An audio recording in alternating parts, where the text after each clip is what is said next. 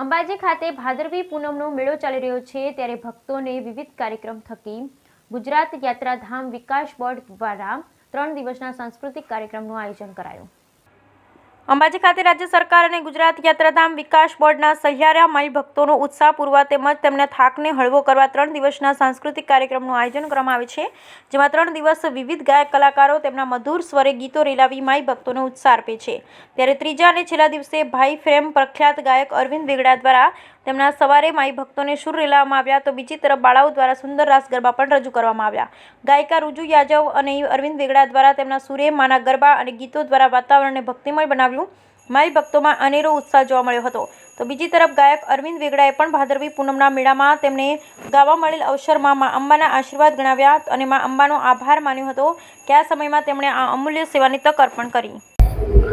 નમસ્કાર, હું છું અરવિંદ વેગડા અને અત્યારે હાલ ભાદરવી પૂનમનો કાર્યક્રમ એટલે કે ભાદરવી પૂનમ મહામેળો 2024 અંબાજીનું આ એવું એક અદ્ભુત મહાત્મય છે લોકોના કે વર્ષો વર્ષથી મેં જોયું છે ત્યાં સુધી 20, 25, 30, 35 લાખનું માનવ મહેરામણ શ્રદ્ધાળુઓ અહીંયા ભાદરવી પૂનમના મેળામાં માતાજીના દર્શન કરવા માટે અંબાજી મુકામે પધારે છે। ન માત્ર ગુજરાત, ન માત્ર ભારત, પરંતુ વિશ્વમાંથી આખા શ્રદ્ધાળુઓ પગપાળા પ્રવાસે જ્યારે અહીંયા આવતું હોય આટલું મોટું માનવ મહેરામણ અને અહીંયા માતાજીના મા અંબાના સાનિધ્યમાં જ્યારે અમારી કળા પ્રસ્તુત કરવાનો અમને મોકો મળે ત્યારે એનાથી તો રૂડું શું આવી શકે। મારા માટે તો અંબાજી, અંબા માં, ગરબા, નવરાત્રિ એ કદાચ મારો જીવ છે।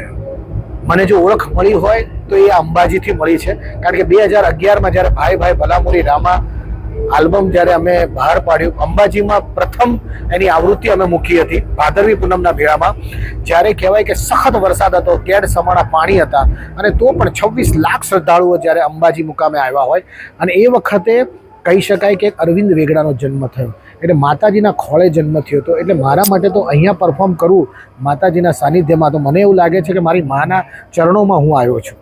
અને ભાદરવી પૂનમનો જે મહત્ત્વ છે એ લોકોના એટલે એમ કહેવાય કે આસ્થાનો આ વિષય છે। લોકો પોતાની શ્રદ્ધાથી જ્યારે અહીંયા આવે છે, મન મૂકીને, એમ કહેવાય કે લોકો આનંદિત થઈને જ્યારે માના ચરણ સ્પર્શ કરીને જાય છે, ત્યારે મને તો એક જ વાત કહેવાની મન થાય કે બોલ મારી અંબે, જય જય અંબે। દરેકે દરેક શ્રદ્ધાળુ મિત્રોને ભાદરવી પૂનમના ખૂબ ખૂબ શુભેચ્છાઓ।